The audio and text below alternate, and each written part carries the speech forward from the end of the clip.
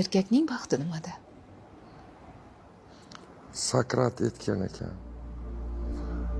Uylansang ham afsuslanasan, uylanmasang ham afsuslanasan degan ekan. По-моему, erkakning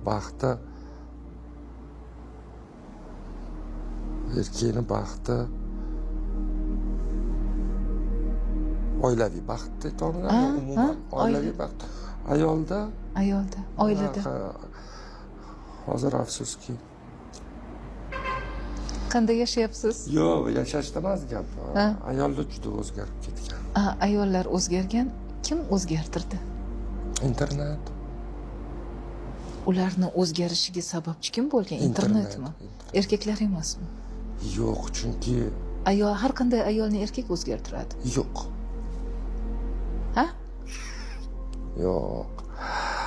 Ayolni hozirgi ayollarni internet o'zgartirdi. Chunki u yerda Nafs bor, juda ko'p qalbaki kouchlar, psixologlar bo'lib qolgan qizlar. Hozir ayollar ты должен, ты обязан принеси подай. Hammasi pul, mashina, uy. Lekin evaziga men erkinman deyishadi. Yo'q, bu noto'g'ri. Evazdagi erkinlik noto'g'ri. Javob kerak. E'tibor kerak. Bizda erkaklar har kuni ertalab turib jangga ketadi.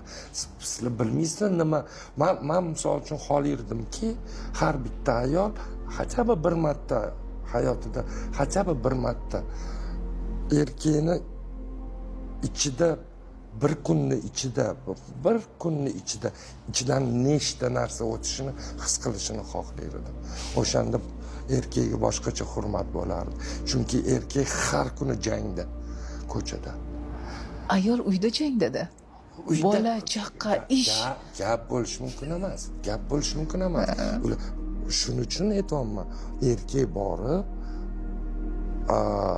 misol uchun ovga chiqib, o'qigan narsasini uyga olib keldi. Shu payt ayol uni tabassum bilan kutib olsa, u yana ertasi kuni borib bunaqa hayvondan 10 tasini olib keladi. Конечно. Bizga Shukr. Da, erkakga ko'p narsa kerak emas. Ozgincha hurmat, ikkinchi quloq bo'ldi. Tushundim sizni.